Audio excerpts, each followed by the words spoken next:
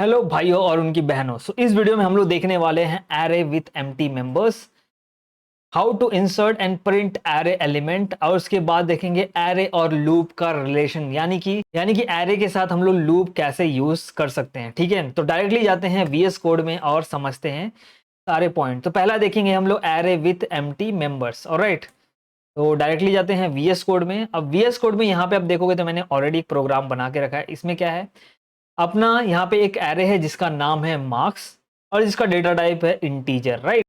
और इसके अंदर जितने भी एरे के एलिमेंट है मैंने इनिशियलाइज कर दिया। ठीक है, 5, एरे का साइज कितना है 5, यहाँ पे 5 एलिमेंट मैंने डाल के रखे हैं। उसके बाद हर एक एलिमेंट को प्रिंट किया है, दैट्स इट। अगर मैं इसको रन करूंगा तो हमको हर एक एलिमेंट यहाँ पे प्रिंट होता हुआ दिखेगा। अब यहाँ पे हम लोग क्या करेंगे, अब मेरा एरे का जो साइज है ना 5 है, बट मैं क्या करूंगा, ये 3 एलिमेंट यहाँ से निकाल दूंगा।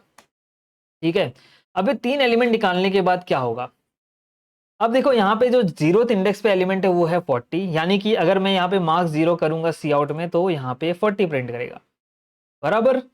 अब यहाँ पे जो फर्स्ट इंडेक्स पे है वो क्या है 44, यानी कि अगर मार्क्स 1 में प्रिंट करूंगा तो यहाँ पे क्या प्रिंट होगा 44। बट अगर मैं मार्क्स 2 यानी कि सेकंड इंडेक्स को प्रिंट करता हूं तो क्या प्रिंट होगा, क्योंकि यहाँ पे सेकंड इंडेक्स और थर्ड इंडेक्स और फोर्थ इंडेक्स पे कोई भी वैल्यू है ही नहीं। तो यहाँ पे अब क्या प्रिंट होगा, ये बहुत बड़ा सस्पेंस है, राइट। तो हम लोग क्या करते हैं, प्रोग्राम को रन करके देख लेते हैं कि क्या प्रिंट होगा। तो यहाँ पे आप देखोगे तो क्या प्रिंट हो रहा है, फर्स्ट 0th इंडेक्स पे आ रहा है 40, फर्स्ट इंडेक्स पे प्रिंट हो रहा है 44, और सेकंड इंडेक्स पे प्रिंट हो रहा है 0, थर्ड इंडेक्स पे प्रिंट हो रहा है 0, और फोर्थ इंडेक्स पे प्रिंट हो रहा है 0। यानी कि होता क्या है, जब आप कोई भी एरे सपोज इनिशियलाइज करते हो और उससे कम एलिमेंट, जो भी एरे का साइज देते हो उससे कम एलिमेंट आप उसके अंदर इनिशियलाइज करते हो। जैसे कि हम लोगों ने 5 साइज दिया था बट 2 ही एलिमेंट यहाँ पे हम लोगों ने क्या किया, इनिशियलाइज किया है। ठीक है, तो कंपाइलर क्या करता है, बाय डिफॉल्ट बाकी जो इंडेक्स नंबर है सेकेंड थर्ड फोर्थ बचे थे, राइट, उनकी वैल्यू को 0 असाइन कर देता है। ठीक है, तो ये चीज याद रखना। और ये एक चीज और यहाँ पे नोटिस करने वाली कि ये सिर्फ इनिशियलाइजेशन के केस में होता है। ठीक है, ये सिर्फ किसके केस में होता है, इनिशियलाइजेशन के केस में। बट अगर आप जो एलिमेंट्स है ना उसको बाद में इंसर्ट करोगे एरे के अंदर, यानी कि हम लोग अगर एरे के अंदर बाद में सपोज 0th इंडेक्स पे मैं यहाँ पे 10 इंसर्ट करता हूँ और फर्स्ट इंडेक्स पे मैं 20 इंसर्ट करता हूँ, बाकी जो 3 एलिमेंट बचे वो इंसर्ट नहीं करता हूँ, तो इस केस में क्या होगा, इस केस में ये गार्बेज वैल्यू इंसर्ट करता है। ठीक है, इस केस में क्या होगा, कंपाइलर क्या करता है, इसमें गार्बेज वैल्यू कुछ भी अंडबंड वैल्यू इसमें डाल देता है। ठीक है, जो बाकी बचे इंडेक्स नंबर है। तो ये चीज याद रखना, जो 0 बाय डिफॉल्ट इनिशियलाइज होता है वो किसके केस में होता है, सिर्फ जब आप एरे को डिक्लेयर करते हो और साथ साथ क्या करते हो, उसको इनिशियलाइज करते हो, यानी कि उसके अंदर जैसे आप एरे बना रहे हो उसके साथ साथ उसके अंदर वैल्यू भी ऐड कर रहे हो। ऑलराइट, तो ये चीज याद रखना है। उसके बाद है अपना सेकंड पॉइंट। सेकंड पॉइंट क्या है, how to insert and print array element. Already आपको पता होगा, ठीक है, हम लोग एरे के अंदर वैल्यू इंसर्ट कैसे करते हैं। पहला तरीका मैंने बताया था आपको, ये वाला, राइट।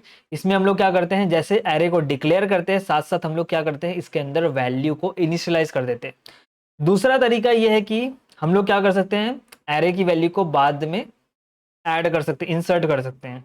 ठीक है, या फिर यहाँ पे हम लोग क्या कर सकते हैं, जो ऑलरेडी हम लोग ने इनिशियलाइज किया है वैल्यू को उसमें उसको अपडेट कर सकते हैं। ठीक है, इसका एग्जांपल भी हम लोग देख लेते हैं। तो मैं यहाँ पे वापस से जितने एलिमेंट्स है सबको ऐड कर देता हूँ। ऑलराइट, तो सारे एलिमेंट्स को मैंने यहाँ पे क्या किया, ऐड कर दिया।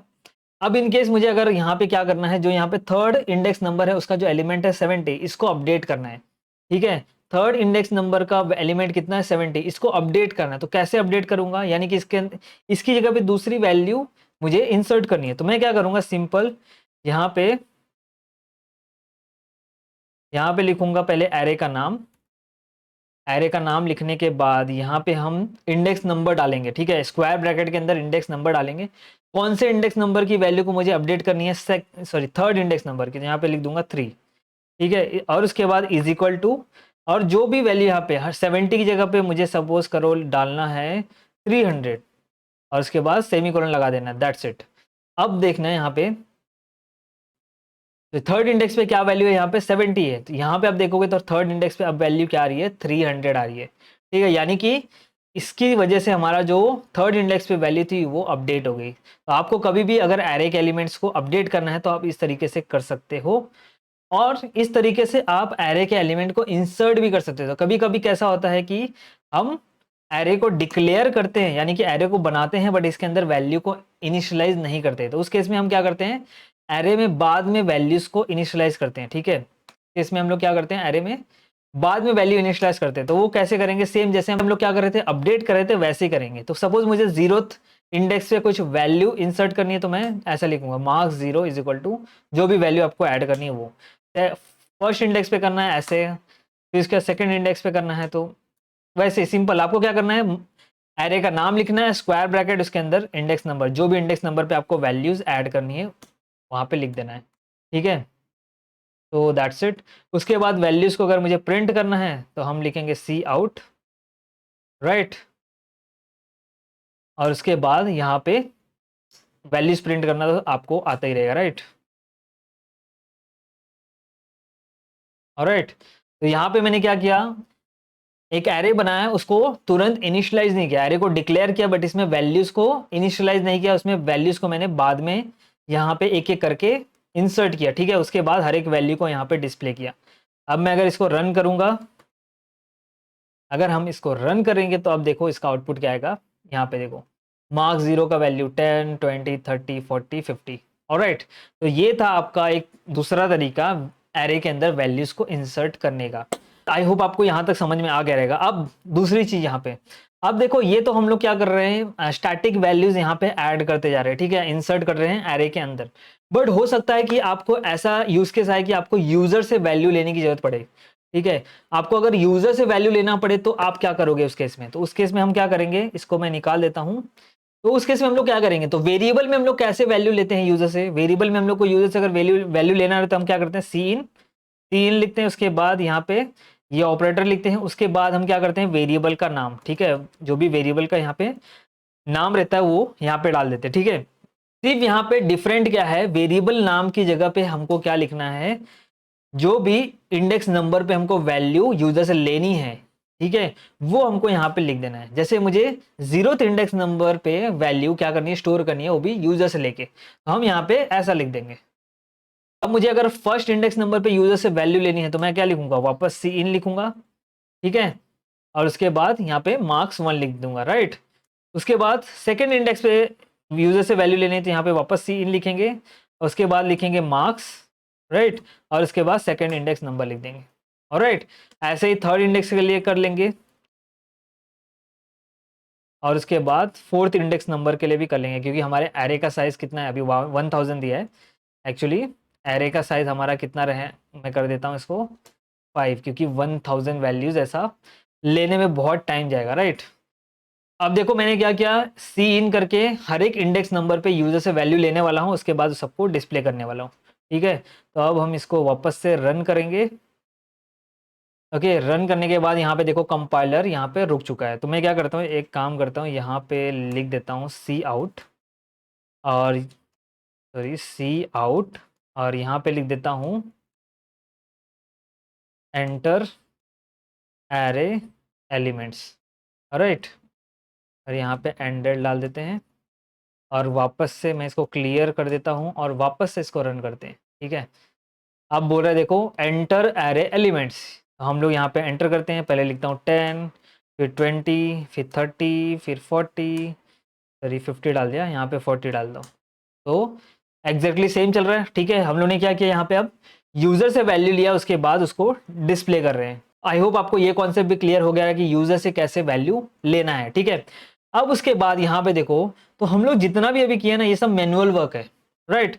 अब यहाँ पे अभी यूज केस सोचो कि यहाँ पे सिर्फ 5 एरे का एलिमेंट था, तो हम लोग ने इजिली ये चीज कर लिया। बट यहाँ पे सपोज मेरा एरे का साइज 1000 है, तो उस केस में आप क्या करोगे, ऐसा 1000 टाइम लिखने बैठोगे, हाँ, उस केस में आप क्या करोगे, ऐसा 1000 टाइम लिखोगे, 1000 टाइम यूजर से वैल्यू लेगे, और 1000 टाइम इसको डिस्प्ले करोगे। कितना बड़ा गधा मजदूरी है, राइट, कितना टाइम लगेगा इसको करने में। इसको सिंप्लीफाई करने के लिए हम लोग क्या यूज करेंगे, लूप। अब लूप यूज करने का दूसरा बड़ा रीजन ये है कि यहाँ पे देखो चीजें रिपीट हो रही है। रिपीट कैसे हो रही है, यहाँ पे हम क्या कर रहे हैं, सी इन कर रहे हैं, फिर इसके एरे का नाम लिख रहे हैं, फिर यहाँ पे इंडेक्स नंबर लिख रहे हैं, सी इन कर रहे हैं, फिर एरे का नाम, फिर index number, C in array का नाम index number, C in array का नाम इंडेक्स नंबर। यानी कि यहाँ पे देखो हर एक चीज रिपीट हो रहा है। और यहाँ पे हम जो एरे के वैल्यूज को डिस्प्ले कर रहे हैं, यहाँ पे भी चीजें रिपीट हो रही है, ठीक है, क्योंकि ये 1000 अब एरे एलिमेंट्स हम जब इंसर्ट करेंगे तो उसके बाद 1000 एलिमेंट को डिस्प्ले भी क्या हम लोग ऐसा 1000 लाइन लिखेंगे? नहीं, इसमें भी हम लोग क्या यूज करेंगे? लूप, ठीक है, क्योंकि ये 1000 लाइन लिखोगे तो बहुत टाइम चले जाएगा। अब यहाँ पे अब देखोगे तो चीजें रिपीट हो रही है, सी आउट लिख रहे हैं, फिर इसके बाद यहाँ पे जो भी हमको डिस्प्ले करना है इंडेक्स नंबर, वो ऐसा एक यहाँ पे स्ट्रिंग डाल रहे हैं, उसके बाद एरे का नाम इंडेक्स नंबर, फिर यहाँ पे भी एरे का नाम इंडेक्स नंबर, एरे का नाम इंडेक्स नंबर, सी आउट एरे का नाम इंडेक्स नंबर, एरे का नाम इंडेक्स नंबर। सेम चीज, हर एक चीज रिपीट हो रही है, सिर्फ यहाँ पे चेंज क्या है, यहाँ पे इंडेक्स नंबर, हर एक लाइन में सिर्फ इंडेक्स नंबर चेंज है, बाकी चीजें रिपीट हो रही है, ठीक है। यहाँ पे भी क्या चेंज है आपका, सिर्फ इंडेक्स नंबर देखोगे तो चेंज है, बाकी चीजें इस लाइन में सब कुछ सेम है। तो हम क्या करेंगे, दोनों को, यूजर से जो वैल्यू लेना है उसको भी लूप में डाल देंगे, और जो वैल्यू को डिस्प्ले करना है उसको भी हम लोग क्या करेंगे, लूप में डाल देंगे, ठीक है। तो मैं क्या करता हूँ, यहाँ पे एक लूप बनाता हूँ, तो हम लोग क्या यूज करेंगे, फॉर लूप। तो यहाँ पे मैं यूज करता हूँ फॉर लूप, तो यहाँ पे हम क्या करेंगे, एक फॉर लूप बनाते हैं, int i is equal to, ये लूप स्टार्ट कहाँ से होगा, देखो इंडेक्स नंबर कहाँ से स्टार्ट होता है, 0 से, तो हम लोग ये लूप को भी स्टार्ट करेंगे 0 से। और ये लूप कब तक चलेगा, ये लूप कब तक चलेगा, सब अभी फिलहाल के लिए मैं एरे का साइज 5 ही लेता हूँ। ये लूप चलेगा मेरे एरे का जितना भी साइज है, ठीक है, तो एरे का भी साइज कितना है, 5 है, तो ये लूप को मैं चलाऊंगा जब तक i should be less than equal to, मैं यहाँ पे 4 लिखूंगा। अब मैं 4 क्यों लिखूंगा यहाँ पे, क्योंकि यहाँ पे अपना देखोगे तो इंडेक्स नंबर स्टार्ट कहाँ से हो रहा है, 0 से, और कहाँ तक जा रहा है, 4 तक जा रहा है, इसलिए मैं अपने लूप को स्टार्ट करूंगा 0 से, ओके, और कहाँ तक चलाऊंगा, 4 तक, जब तक आई की वैल्यू लेस देन और इक्वल टू 4 नहीं हो जाती तब तक अपना लूप चलेगा, ठीक है। और यहाँ पे फिर लिखेंगे आई प्लस प्लस आई, फिर यहाँ पे लिखेंगे आई प्लस प्लस, उसके बाद अपना लूप के अंदर का माल मटेरियल हम लोग अंदर लिखेंगे। अब यहाँ पे देखो 4 की जगह पे ना आप दूसरी चीज भी लिख सकते हो, 4 की जगह पे आप लिख सकते हो यहाँ पे 5 भी लिख सकते हो, ठीक है, 4 की जगह पे यहाँ पे क्या लिख सकते हो, 5, लेकिन उस केस में आपको ये इक्वल टू हटाना पड़ेगा, आई शुड बी लेस देन 5, ठीक है। ये लूप कब तक चलेगा, जब तक आई 5 से छोटा रहेगा तब तक, यानी कि आई का वैल्यू जब तक 4 नहीं हो जाता तब तक लूप चलेगा, तो दोनों एक ही बात होता है, ठीक है। ये सिंप्लीफाई करने के लिए मैं यहाँ पे ले लेता हूँ 4, ऑलराइट। अब यहाँ पे हम क्या करेंगे, ये जो स्टेप रिपीट हो रहा है ना, इसको उठा के यहाँ पे डाल देंगे, ऑलराइट। ये डालने के बाद यहाँ पे क्या चीज चेंज हो रहा है, इंडेक्स नंबर, तो इंडेक्स नंबर के लिए हम लोग यूज करेंगे क्या, आई, यहाँ पे मैं डाल दूंगा आई, ऑलराइट, और ये सारे जो स्टेप्स है इसको निकाल दूंगा। अब इसको मैं रन करता हूँ, देखते हैं कि क्या प्रॉपरली हम लोग यूजर से वैल्यू ले पा रहे हैं। तो यहाँ पे मैं इसको वापस रन करता हूँ, इसको क्लियर कर लेते हैं, अब इसको रन करते हैं। तो एंटर एरे एलिमेंट्स ये बोल रहा है, ठीक है, एंटर करते हैं 10 20 30 40 50, ऑलराइट।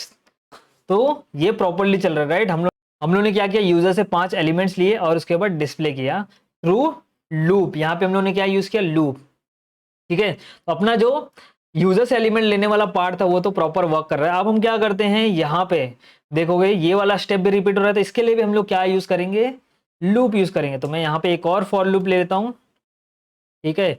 इस फॉर लूप में भी int i is equal to 0, ये भी 0 से स्टार्ट होगा और कहाँ तक जाएगा, 4 तक जाएगा, ठीक है। तो इस यहाँ पे भी लिख देंगे आई शुड बी लेस देन और इक्वल टू 4 और आई प्लस प्लस, उसके बाद ये जो है ना, ये पूरा कॉपी कर लेता हूँ एक लाइन यहाँ से, और अब इस लाइन में यहाँ पे अब देखोगे तो यहाँ पे क्या चेंज हो रहा है, इंडेक्स नंबर, राइट।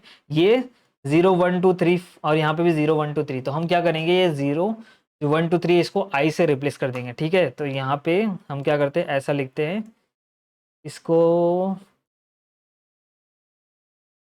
हम लोग ऐसा लिख देते हैं, ठीक है, और यहाँ पे हम लोग लिख देते हैं आई, ऑलराइट, और ये 0 की जगह पे भी लिख देते हैं आई, और ये जो पूरा स्टेप था ना इसको भी उड़ा देता हूँ, ऑलराइट। अब हम क्या करते हैं, वापस से इसको रन करते हैं और देखते हैं कि क्या यूज़र से जो हम लोग को इनपुट लेना है, यूज़र से जो एलिमेंट लेना है वो प्रॉपर्ली वो तो ले पा रहे हैं क्या, अब जो हम लोग डिस्प्ले कर रहे थे वो प्रॉपर्ली डिस्प्ले हो रहा है। तो इसको रन करते हैं और बोल रहा है एंटर एरे एलिमेंट, तो यहाँ पे मैं लिखता हूँ 10 20, 30, 40 एंड 50। ऑल राइट गाइस, तो ये भी अपना प्रॉपरली काम कर रहा है। हम लोग एरे से 5 एलिमेंट ले रहे हैं और पांचों को डिस्प्ले कर रहे हैं थ्रू लूप। अब यहाँ पे देखो कोड अपना कितना क्लीन हो गया है, और यहाँ पे जो कोड का लाइंस है, नंबर ऑफ लाइंस, वो भी क्या हो गए, कम हो गए। अब यहाँ पे ना मैं एरे का साइज कितना भी कर दूं, यानी कि 5 की जगह पे 10 कर दूं, सिर्फ मुझे यहाँ पे और यहाँ पे चेंजेस करना है, बाकी सब कुछ अपने आप चलने लगेगा। ठीक है, तो मैं क्या करता हूँ, ये जो एरे का साइज है ना, इसको भी डायनेमिक कर देता हूँ। ठीक है, ये जो एरे का साइज है ना, ये भी हम लोग यूजर से लेते हैं। ऑलराइट, और उसके बाद हम लोग लूप चलाएंगे। तो एरे का साइज में हम लोग यूजर से लेंगे।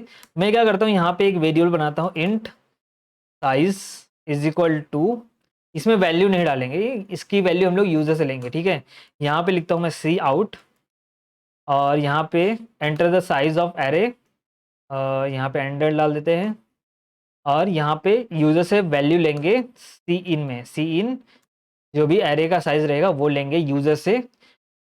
अब देखो सपोज एरे का जो साइज लिया मैंने यूजर से वो 5 लिया। ठीक है, तो मैं क्या करता हूँ, ये जो 5 है ना, इसको रिप्लेस कर देंगे किससे, ये साइज से। और एक और चीज, यहाँ पे लूप में भी हम लोग को क्या करना पड़ेगा, यहाँ पे रिप्लेस करना पड़ेगा ये 4 को और ये 4 को, क्योंकि अगर मैं एरे का साइज 10 डालूंगा, ठीक है, एरे का साइज अगर 10 डालूंगा, तो ये लूप भी अपना कितनी बार चलना चाहिए, 10 बार चलना चाहिए, यानी कि 0 से लेके 9 तक चलना चाहिए। पहले इसको टेस्ट कर लेते हैं। ठीक है, ये जो साइज वाला है ना, वो टेस्ट कर लेते हैं। तो मैं क्लियर करता हूँ, यहाँ पे बोल रहा है enter the size of array, तो यहाँ पे सपोज 5 ही लेता हूँ। उसके बाद बोल रहा है एंटर एरे एलिमेंट्स, तो यहाँ पे मैं 10, 20, 30, 40 एंड 50, और ये प्रॉपरली वर्क कर रहा है। ठीक है, तो हम लोगों ने क्या किया, यूजर से एरे का साइज लिया, फिर यूजर से एरे के एलिमेंट्स लिए, फिर उसके बाद डिस्प्ले किया। राइट, अब मैं इसको क्लियर करता हूँ, इस बार को क्लियर कर लेते हैं, इस बार मैं वापस से रन करता हूँ। ठीक है, और इस बार मैं क्या करता हूँ, तो इस बार हम लोग यूजर से जो साइज लेंगे ना, वो सपोज मैं लेता हूँ 8। ऑलराइट, यूजर से हम लोग साइज लेंगे कितना, 8 का। फिर इसके बाद यहाँ पे 8 नंबर यहाँ पे एंटर करता हूँ, 1 2 3 4 5 6। अब देखो यहाँ पे मैंने सिर्फ 5 ही नंबर एंटर किया, और उसके बाद ये डिस्प्ले भी हो गया। तो यहाँ पे हुआ क्या, देखो मैंने यूजर से लिया था एरे का साइज 8, बट ये कितनी बार चला, सिर्फ 5 बार ही चला, और 5 एलिमेंट ही डिस्प्ले किया। ऐसा क्यों हुआ, क्योंकि हम लोगों ने एरे का साइज प्रॉपरली लिया, उसको यहाँ पे असाइन भी किया, बट यहाँ पे अपना लूप देखोगे तो क्या है, लूप 0 से सिर्फ 4 तक यानी 4 तक, यानी सिर्फ अपना लूप 5 बार ही चलने वाला है, 0 से लेके 4 तक। राइट, और यहाँ पे भी अपना जो लूप है ये भी 5 बार ही चलेगा, 0 से लेके 4 तक। राइट, तो इसलिए यहाँ पे सिर्फ 5 एलिमेंट ही हम लोग क्या कर रहे हैं, यूजर से ले रहे हैं, और 5 ही एलिमेंट डिस्प्ले कर रहे हैं। हमको क्या करना पड़ेगा, ये लूप का जो साइज है, यानी कि ये लूप कितनी बार चलेगा, ये भी हम लोग को क्या करना पड़ेगा, डायनेमिक करना पड़ेगा। यानी कि ये जो साइज हम लोग ने लिया ना यूजर से, ये यहाँ पे डालना पड़ेगा। ठीक है, लेकिन ये साइज नहीं डालेंगे हम लोग। यहाँ पे देखो, अगर हमारे एरे का साइज कितना था, 5 था, अगर हमारे एरे का साइज 5 था, तो हम लोग यहाँ पे क्या लिखते थे, एरे का साइज 5 था, तो हम लोग यहाँ पे एक कम, यानी कि जो भी एरे का साइज था उससे एक कम वैल्यू लिखे थे। राइट, तो वैसे ही हम यहाँ पे क्या लिखेंगे, अभी हमारे एरे का साइज क्या है, इस साइज वेरिएबल में के अंदर सेव है, तो इसको रिप्लेस करके -1 करेंगे, यानी कि एक कम लिखेंगे। राइट, यहाँ पे भी हम लोग क्या करेंगे, साइज -1 करेंगे। क्यों ऐसा करेंगे, मैंने ऑलरेडी आपको बताया था, क्योंकि अपना एरे का जो इंडेक्स नंबर है वो स्टार्ट होता है कहाँ से, 0 से। ठीक है, तो अब हम लोग वापस से इसको टेस्ट करते हैं, तो क्लियर कर देते हैं और टेस्ट करते हैं। तो इस बार मैं सपोज 10 डालता हूँ, enter the size of array, मैंने 10 डाला। अब एंटर है एरे एलिमेंट, तो यहाँ पे 10 एलिमेंट एंटर करता हूँ, 1 2 3 4 5 6 7 8 9 एंड 10, और ये 10 के 10 एलिमेंट यहाँ पे देखो हम लोगों ने यूजर से लिया और उसको प्रॉपरली यहाँ पे डिस्प्ले कर रहे हैं। तो आई होप गाइज आपको ये सारी चीज़ें समझ में आ गई कि हम लोग एरे का साइज कैसे डायनेमिक बना सकते हैं, फिर इसके बाद यूजर से वैल्यू कैसे ले सकते हैं, फिर इसके बाद यहाँ पे यूजर से जो वैल्यू ले रहे हैं उसको लूप में कैसे हम लोग यूज कर सकते हैं, उसके बाद उन सारी वैल्यूज को हम लोग डिस्प्ले कैसे करेंगे। ठीक है, ऑलराइट गाइस, तो आप लोगों को ना एक और मैं इंटरेस्टिंग चीज बताता हूँ, जो C++ 11 का वर्जन है ना, जो नया वर्जन है सी प्लस प्लस का, उसमें ना एक और अलग तरह का लूप इंट्रोड्यूस किया गया, ऐड किया गया है, उसको हम लोग रेंज लूप भी बोल सकते हैं, ठीक है। तो उसको हम लोग ना एरे के साथ यूज कर सकते हैं। तो जैसे कि हम लोग एरे का एलिमेंट यहाँ पे डिस्प्ले करने के लिए यहाँ पे फॉर लूप यूज कर रहे हैं ना, ये फॉर लूप मैं निकाल लेता हूँ। तो अब मैं यहाँ पे इसकी जगह पे ना रेंज फॉर लूप यूज करूंगा, ठीक है। रेंज फॉर लूप कैसे काम करता है, तो यहाँ पे हम लिखेंगे फॉर लूप, ठीक है, यहाँ पे लिखेंगे फॉर, उसके बाद यहाँ पे ना ये सारी चीजें नहीं लिखना है अपने को, यहाँ पे सिर्फ एक वेरिएबल बनाना है। सपोज मैं यहाँ पे वेरिएबल बनाता हूँ इंट, जो भी डेटा टाइप का आपका एरे है उसी डेटा टाइप का आपको वेरिएबल बना लेना है। उसके बाद यहाँ पे सपोज मैं लिख देता हूँ वेरिएबल का नाम, सपोज वैर देता हूँ। उसके बाद आपका जो एरे का नाम है, क्या है, एरे का नाम मार्क्स, यहाँ पे डाल देना है ना। उसके बाद हम लोग क्या करेंगे, यहाँ पे ऐसा करेंगे सी आउट मार्क्स, उसके बाद यहाँ पे जो भी यहाँ पे वेरिएबल का नाम वैल्यू रहेगा ये यहाँ पे डिस्प्ले होगा। ओके, यहाँ पे एक्चुअली ये चीज़ नहीं रहेगा तो निकाल देते हैं। अब यहाँ पे क्या होगा, देखो जो भी ना मार्क्स के अंदर वैल्यूज हैं वो यहाँ पे एक एक करके डिस्प्ले होंगी, ठीक है। ये थोड़ा आउट ऑफ सिलेबस चीज़ें मैं बता रहा हूँ। तो अगर मैं वापस इसको रन करता हूँ, ऑलराइट गाइस, यहाँ पे देखोगे तो एक वार्निंग दे रहा है। वार्निंग क्या दे रहा है कि range based loop is a C plus plus extension, यानी कि ये जो रेंज बेस्ड फॉर लूप है ये सिर्फ सी प्लस प्लस 11 वर्जन में आपको मिलेगा। अगर आप पुराना कोई कंपाइलर एंड ऑल इंस्टॉल करके रन करोगे तो ये आपको वहां पे एरर देगा, ठीक है। फिर भी अपना प्रोग्राम यहाँ पे देखोगे तो रन हो रहा है। Enter the size of array, तो मैं यहाँ पे साइज एंटर करता हूँ 5, उसके बाद एंटर एरे एलिमेंट, तो यहाँ पे सपोज 10 20 30 40 एंड 50 एंटर करता हूँ। अब देखो ये सारे एलिमेंट्स यहाँ पे डिस्प्ले भी हो गए। ऑलराइट, तो कभी कभी अगर आप सपोज सी प्लस अगर आप सी प्लस 11 वर्जन यूज कर रहे हो तो उसके अंदर आपको ये वाला एकदम मस्त वाला फॉर लूप मिल जाता है। ऑलराइट, बाकी आई होप आपको ये सारी चीजें समझ में आ गई। मेन था ये समझना आपको, ठीक है। ये आपको नहीं समझा तो भी कोई गल नहीं, कोई बात नहीं, क्योंकि ये थोड़ा मैंने आपको एक्स्ट्रा बता दिया, ठीक है। मेन था ये आपको समझ में आना चाहिए। ऑलराइट गाइस, तो इस वीडियो को अभी यही एंड करते हैं। अगर आपको कोई भी डाउट, क्वेरी या कुछ भी हो तो प्लीज कमेंट सेक्शन में मेंशन करो, और अगर आपको वीडियो अच्छा लगा तो प्लीज लाइक कर देना। तो मिलते हैं नेक्स्ट वीडियो में, टिल देन बाय बाय।